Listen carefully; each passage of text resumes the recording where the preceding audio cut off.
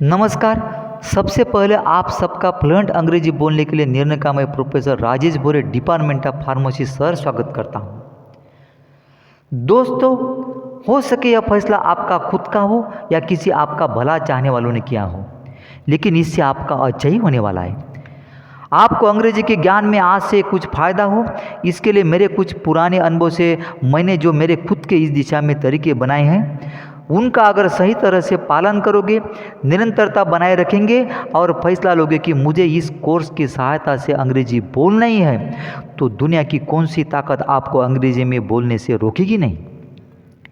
हमें यह पता होना चाहिए कि हम हमारी मातृभाषा में क्यों आसानी से बोलते हैं, क्योंकि हमें जो भी बोलना होता है वह हमारे दिमाग में पहले उसका वाक्य तैयार होता है और हम उसी वक्त उसे बोलते हैं।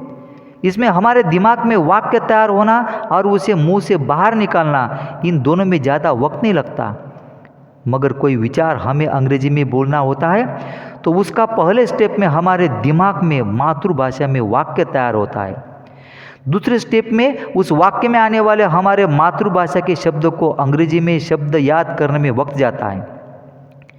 तीसरी स्टेप में उस अंग्रेजी शब्द में उनका अंग्रेजी में वाक्य बनाने में वक्त जाता है। चौथी स्टेप में वो वाक्य बोलने की हिम्मत भी जुटाना पड़ता है। इधर उधर से हिम्मत जुटाई तो भी पांचवी स्टेप में अंग्रेजी उच्चारण के लिए हमारी जुबान ने भी साथ देना जरूरी है।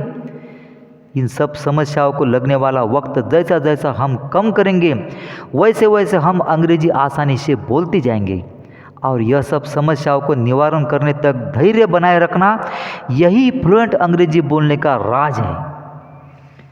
मित्रों, अंग्रेजी एक इंटरनेशनल यानी देशों विदेशों में बोलने वाली भाषा है।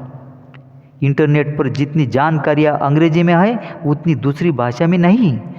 लेकिन यहाँ ऐसा नहीं सोचना कि हिंदी मराठी ऐसी अनेक भाषा जरूरी नहीं, क्योंकि यह भाषा ही नहीं बल्कि हमारी संस्कृति है।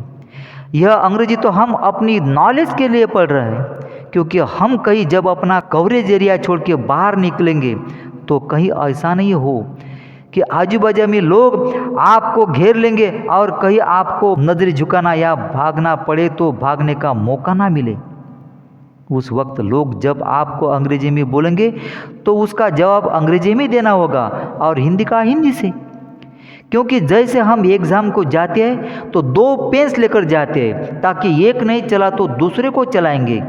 उसी तरह यह नहीं सोचना कि मैं कोई स्कूल कॉलेज में पढ़ने तो जा नहीं रहा, मैं तो खेती में काम करता हूँ, बिजनेस करता हूँ, या मुझे अच्छी खासी नौकरी मिली है, अब मेरे भाषा के अलावा अंग्रेजी की ज़रूरत नहीं।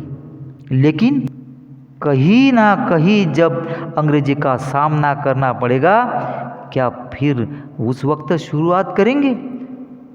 तो हर पढ़ने वाले विद्यार्थियों को कितना ज़रूरी है यह आपको पता होना चाहिए।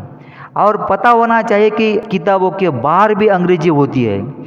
दोस्तों, अगर आपने अभी तक जो अंग्रेजी पढ़ी उससे अगर हम बोल नहीं पा रहे हैं तो आज से जो जिस तरह पढ़ेंगे वह ना तो सिर्फ बोलने के लिए है बल्कि आपके हर तरह की पढ़ाई में और जहाँ चाहे वहाँ काम आएगी। लेकिन आपको संकल्प आज से ही करना होगा कि अब मैं लंबी रेस की घोड़े की तरह रुकूंगा नहीं। जितना जब तक प्रयास करता रहूँगा उतना फ्लुएंट बनूंगा। लेकिन मैंने बहुत से माध्यम तरीके खोजे ताकि हर कोई आसानी से अपनी मातृभाषा या नेटिव जैसी अंग्रेजी बोले, पर कोई फायदा ना मिला।